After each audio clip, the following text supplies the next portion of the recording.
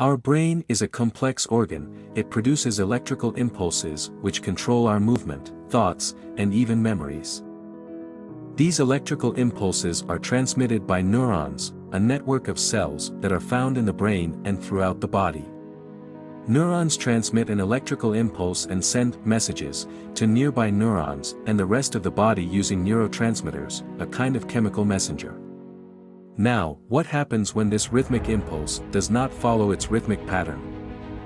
There will be a series of electrical impulses generated in the brain without any coordination with one another, inducing a seizure. Multiple mechanisms can produce seizures, and they often appear to have no common thread. Seizures, on the other hand, occur when mechanisms that typically maintain a balance of excitation and inhibition fail.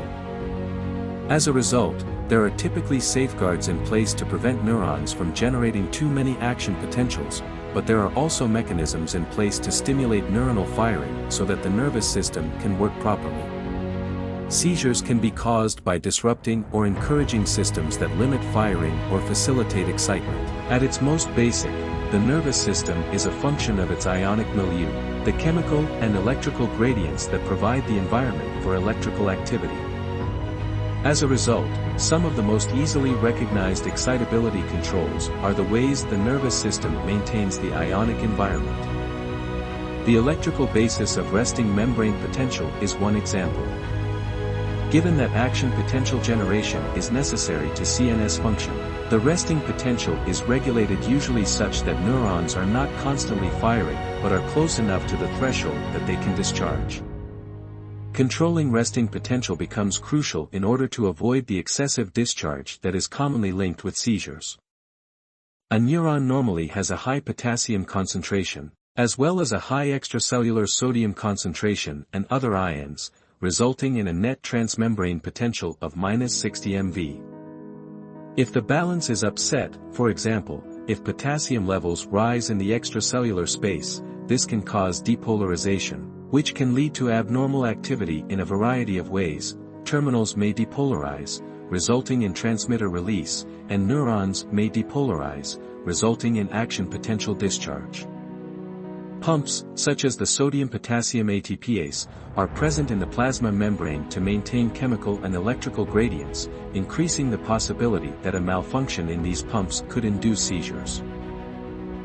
The sodium-potassium pump is very interesting because it does not develop in the rodent until several days after birth, and this may contribute to the greater risk of seizures in early life. Seizure generation in the normal brain contains multiple potential causes, which is not surprising given the CNS's numerous processes for balancing excitation and inhibition. It appears plausible to believe that in TLE, alterations in the CNS generate a context of heightened excitability, which is then superimposed by intermittent recurring seizures. One may argue that the mechanisms that cause the altered state of excitability are similar to those that cause normal growth and plasticity, which are required for limbic system function. Thus, the mechanisms that allow the CNS to evolve into a complex structure, as well as the mechanisms that give plasticity, which is crucial to its ability to operate in a changing environment, are not without danger, the risk of epileptogenesis. Although many of these difficulties remain unanswered, significant progress has been made in recent years, owing largely to the interaction of clinical and basic research in epilepsy. Thank you for watching. To learn more about recent development in medicine and updates regularly, please subscribe and support us. Thank you.